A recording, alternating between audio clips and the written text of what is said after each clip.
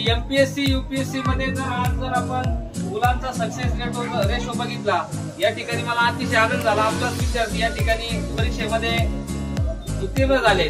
तर रँक जर आपण बघितली तर जे काही विद्यार्थी आहेत ते सगळे मराठी माध्यमाच्या शाळेतून शिकून आज मोठे झालेले आहेत. मुलांना मला सांगा, भारताचे पंतप्रधान कोण आहेत? महाराष्ट्राचे मुख्यमंत्री कोण आहेत? उपमुख्यमंत्री कोण आहेत?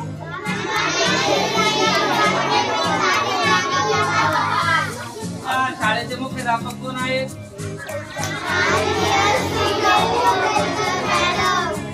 आपल्या गावचे सरपंच कोण आहेत?